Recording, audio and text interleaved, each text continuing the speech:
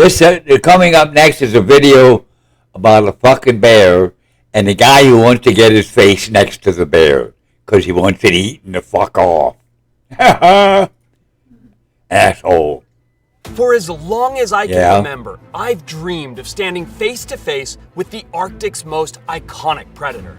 He wants to stand face to face. Not from the safety of a vehicle or an armored hide, but on foot on their terms. Shoulder to shoulder. Nice tight group. All on This guy's a I've traveled to the remote wilderness of Churchill, Canada, and landed at Nanook Polar Bear Lodge, a camp so isolated it's only accessible by plane. I think what people probably don't understand when they look at this is the fact that we are hundreds of miles from anything. Like, this is so remote. We're the only ones here in an area the entire size of the state of California. That's insane. Stretching for thousands of square miles, this sprawling tundra is home to one of the largest polar bear populations in the world. And these bears are no joke. Dude. Weighing in at up to 1,500 pounds and standing 10 feet tall, polar bears are the largest carnivores to walk the earth. They can also outrun a human with ease, reaching speeds of up to 25 miles per hour. And here's the kicker, they've been known to hunt humans. But if I was going to tick this one off the bucket list, first, we needed to track down these bears.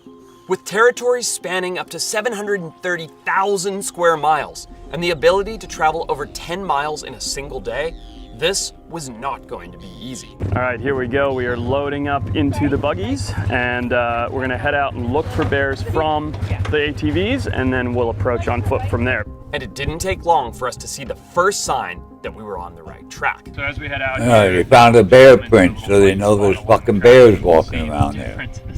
These are polar bears, guys. Black bear, possibly the one around the You don't want to fuck with them, but these guys are. Along the top of the pad here, and you compare that with the size of a polar bear foot. Like, look at the size of those footprints. Holy shit. Really cool. There's a lot of bears around here. Two kinds right in the mud, so keep going and see if we can spot them. Yeah, and they got claws at the end of those keeps the paws. Arctic so alive and full of life in the summer months is the fact that almost everything is edible. The ground here is covered in gooseberries, soapberries, and sea asparagus, creating a feast for birds, smaller mammals, and even black bears, all of whom gorge on this vegetation during the warmer months. But for the polar bear, this landscape offers something much more substantial. So yeah, right now it's the people that are there.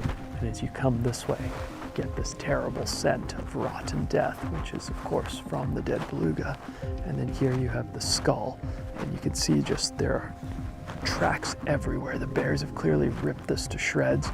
Now here's the skull right here, which you can see is pretty stinky, pretty gross.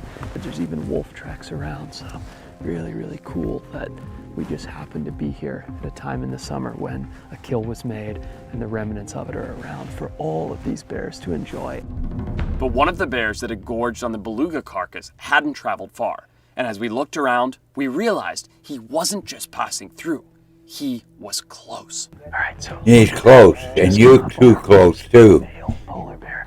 Now it's hot out today. You guys are fucking nuts. And that bear is hunkered down, sitting in a cool puddle to stay cool. That bear is going to decide, well, I'm going to go hunt him. He'd make a delicious meal. I really hope he'll pop his head up and get a look at it. So, we're looking at the bear through Mitch's beautiful lens here. Now, what's interesting, if you look here, is as you look at the bear right here, he looks massive. He's this giant white teddy bear out on the horizon, but if you see these ears right here, see how they're pretty high up on his head and pretty far forward? That means he's a younger bear. He's probably 7, 8 years old, maybe even 6.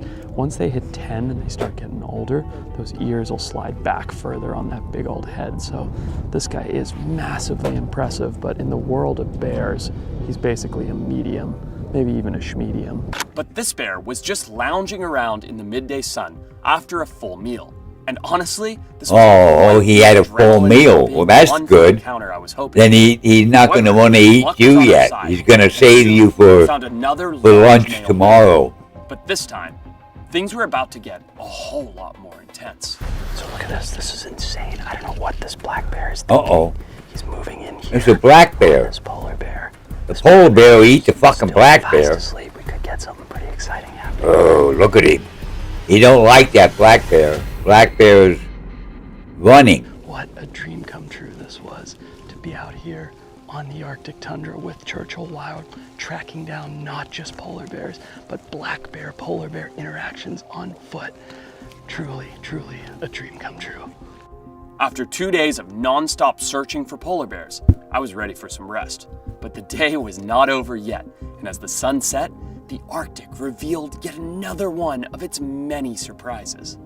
Okay, so Mitch has just woken me up. It's the middle of the night. Okay. Oh my God, I can see him. Dude, that is the Northern Lights right there. I have wanted to see those my entire life. And right here, look at how this is glowing above me. It's absolutely Well, that won't eat you. insane. It's so spectacular. Let me turn the camera around. Look. Aurora Borealis. That's my finger. I f***ed it up. It's starting to wind down, and so am I. And luckily, I have this Magic Mind sleep elixir. Cheers to you guys. Cheers, buddy. So really exciting here as we're cruising through the tundra. Up on the horizon, you can see a little cluster of white specks over there. And sure enough, I'm counting 6 polar bears sitting right on the horizon. Shit. So because it's so flat and it's so open, they've moved down to the coast. You can spot them from what we probably are 3 or 4 miles away. We're gonna approach on the buggies, then hop off and approach closer on foot. But this is it. We've spotted some polar bears. They're out in the open. Now it's gonna get really exciting. Yeah, it's gonna get exciting, all right. It's gonna get excited with them eating your ass.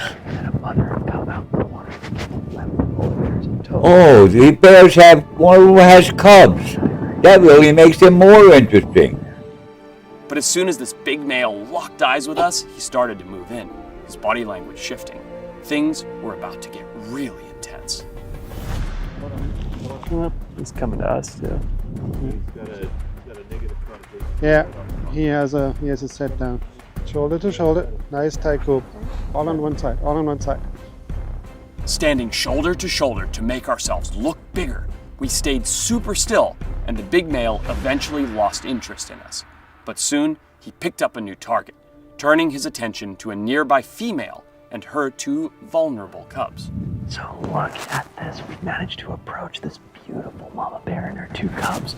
And we are literally on this. And that mama bear won't like him coming around. Because he'll kill the cubs, because he's a prick. You can see that big male. Big male bear is coming, and the female is... To warn him, has gone broadside to show how large she is to the Look, she's protecting the cubs.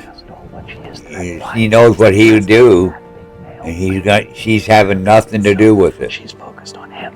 This was the moment I'd been waiting for, coming face to face with not just 1, but 4 wild polar bears in the remote Canadian Arctic. It's a moment I will never forget.